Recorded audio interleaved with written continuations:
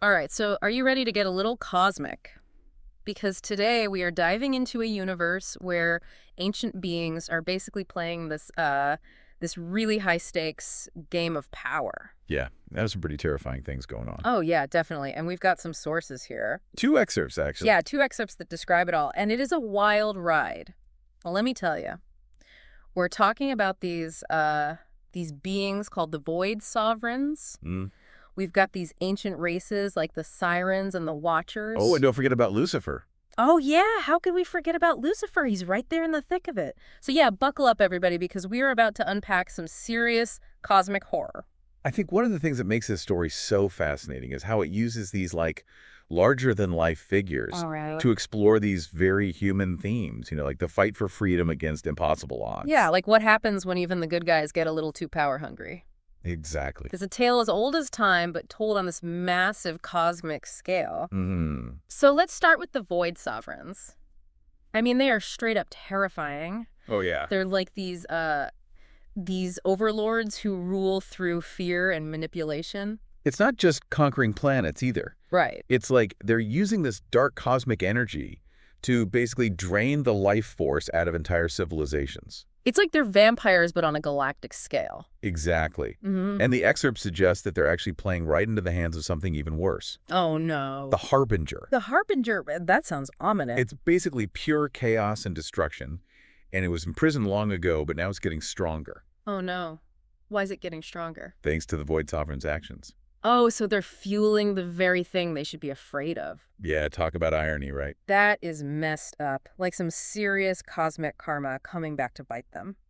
Yeah, it really speaks to the idea that blind ambition can have some pretty disastrous consequences, Mm-hmm.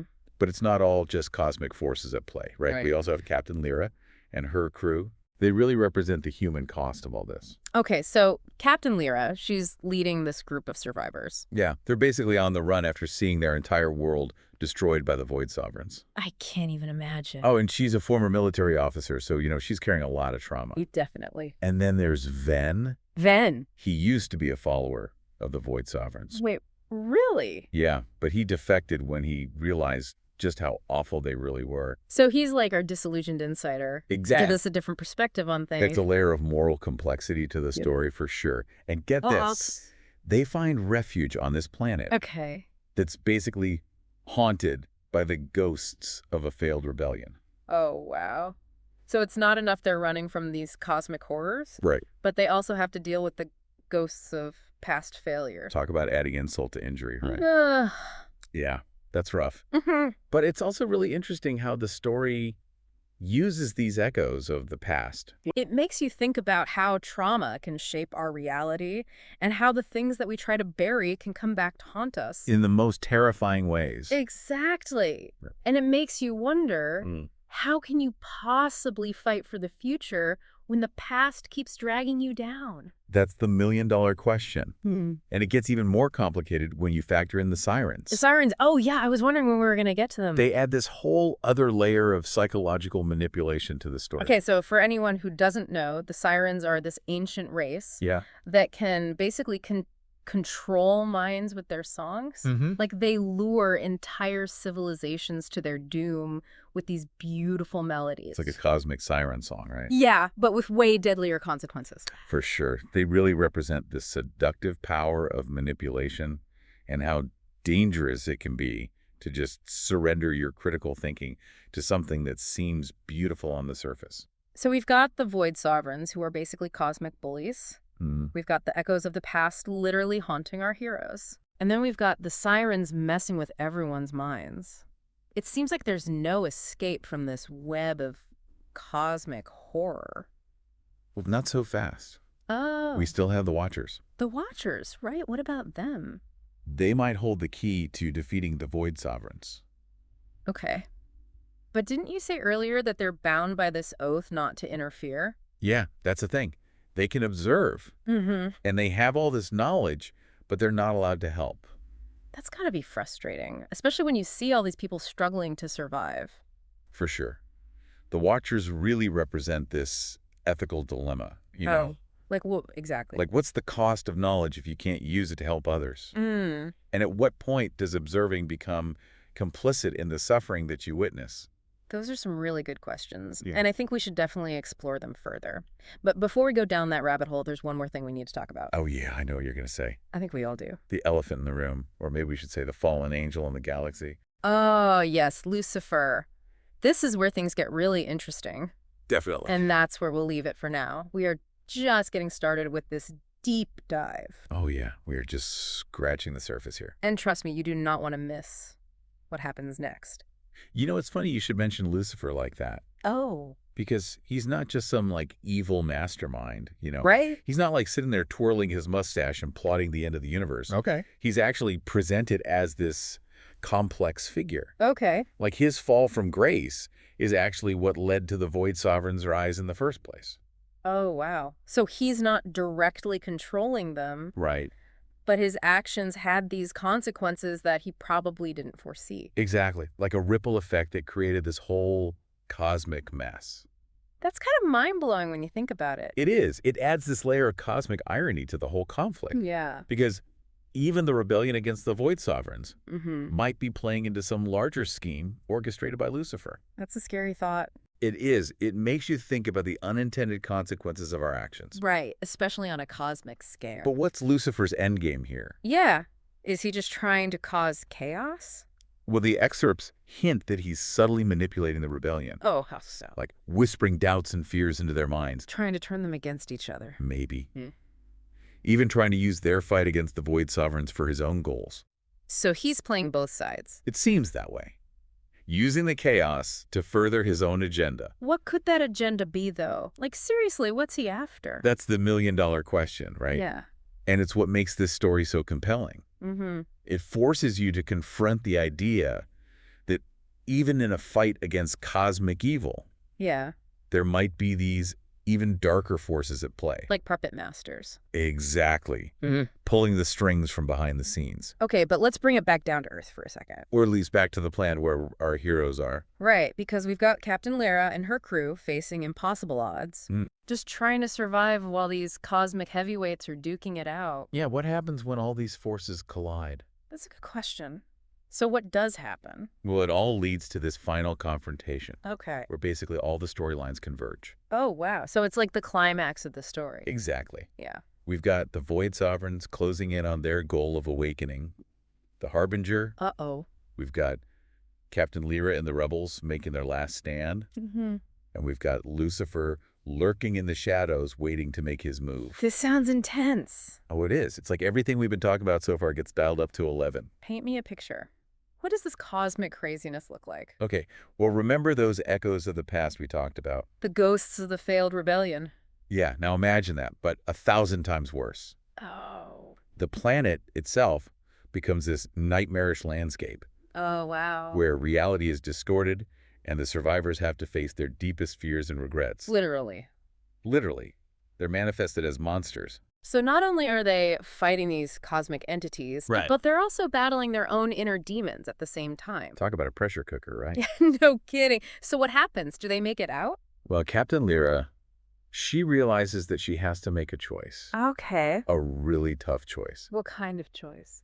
To stop the Harbinger from being unleashed, she sacrifices herself. Oh, wow. She knows it's the only way to save the universe from total annihilation. That's a heavy burden to carry. It is, but she does it anyway. So what about everyone else? Well, the rebellion succeeds. They do. They manage to stop the Void Sovereigns, but it comes at a huge cost. Like what? The galaxy is scarred. The sirens are still out there. Oh, right. And the cycle of cosmic horror, as the sources put it, is far from over. So even in victory, there's this lingering sense of unease. Exactly. Yeah. Like, they won the battle, but the war is far from over. It makes you wonder if they even consider it a victory. With Right. everything they had to sacrifice. And knowing that the universe is still a very dangerous place. That's the brilliance of these excerpts. They leave you with more questions than answers. Right. They really make you think about the true cost of such a victory. Yeah. Like, what happens to the survivors? Mm-hmm. Can true peace ever exist in a universe where this threat of cosmic horror is always looming? It's a lot to process. It is. But I think it's That. important to think about these things. Okay, so we've journeyed through this crazy universe We have. with cosmic overlords and fallen angels. And a rebellion that literally reshaped reality. Yeah, so what are we supposed to make of all this? Like, what's the takeaway here? Well, I think cosmic horror at its best isn't just about monsters and mayhem, you know. Right. It's about confronting the vastness and indifference of the universe. Which can be a pretty terrifying thought when you really let it sink in. Yeah, we're used to thinking we're the center of everything. Mm-hmm. But this story throws that out the window. Makes you feel pretty small. Exactly. And it forces us to confront the possibility that there might be forces out there beyond our understanding. Like things we can't control or even comprehend. Exactly. But it's not just about cosmic dread, right? No, definitely not. Because we also have these characters who are struggling with loss betrayal and this immense burden of responsibility. Absolutely. And that's where the story becomes relatable. Okay, I see what you mean. Like Captain Lyra's sacrifice. Yeah. It really speaks to this idea of selflessness in the face of overwhelming odds, She gave up everything to save others. even though it meant facing oblivion. It's a powerful image. It is. Yeah. It makes you think about the sacrifices people make in our own world. The everyday heroes. Exactly. The ones who put themselves on the line for the greater good. It really makes you question what you would be willing to sacrifice for the things you believe in, What are our limits? and what would push us to our breaking point. That's a tough question to answer. It is. But I think what really gets me about this story is the ending. Yeah. Even though the rebellion succeeds, there's this lingering sense of unease. Like the universe itself is still holding its breath. Like it's waiting for the other shoe to drop. Exactly. And that's the brilliance of it. You know what? I think you're right. There's no neat resolution. No happily ever after. Just this open-ended question mark. Yeah, the galaxy's scarred. The sirens are still out there whispering their lies. And the cycle of cosmic horror continues. So what's the takeaway? Yeah, are we just supposed to accept that the universe is a chaotic and terrifying place? And there's nothing we can do about it. Yeah. I don't think so. Yeah. I think the story challenges us to find meaning and purpose, even in the face of that chaos. So it's not about controlling the universe, Right. but about finding our place in it. Exactly. And it reminds us that even small acts of resistance can make a difference. Okay. And that fighting for what you believe in is always worthwhile, even if the odds are stacked against you. So it's not about winning or losing. Mm. It's about having the courage to fight for what's right. Even when the universe seems determined to prove you wrong. I like that. That's a good message. And it's about recognizing that even in the darkest of times, there's always hope. Even in a universe full of cosmic horrors. Exactly. Mm. There are still those who choose to stand up and fight for something better. That's a powerful thought. And it honestly makes me appreciate our own little corner of the universe a little bit more. For now, at least. Right, for now. Right. Because who knows what's lurking out there in the shadows. Waiting for its moment to strike. That, my friend, is a mystery for another deep dive. Until then. Keep your eyes on the stars. And remember, The universe is a vast and wondrous place. full of both wonder and terror. And never underestimate the power of a good story to remind us of our own humanity, even in the face of cosmic indifference. Well said. Thanks for joining us on this deep dive, and until next time, happy exploring. So we made it. We journeyed through this crazy universe with cosmic overlords and fallen angels and a rebellion that literally reshaped reality. So, what are we supposed to make of all this? What's the takeaway? Yeah, it's not exactly your typical bedtime story. Well, that's the point, isn't it? Cosmic horror, at its best, isn't just about monsters and mayhem. No, It's about confronting the vastness and indifference of the universe. which can be a terrifying thought. Yeah, for sure. I mean, we like to think we're the center of everything, but this story kind of throws that out the window. It does. It makes you feel pretty small and insignificant. Yeah, like really small. Exactly. And it forces us to confront the possibility that there might be forces out there that are beyond our understanding, Like things we can't control. things we can't even comprehend. Right. But it's not all about cosmic dread, is it?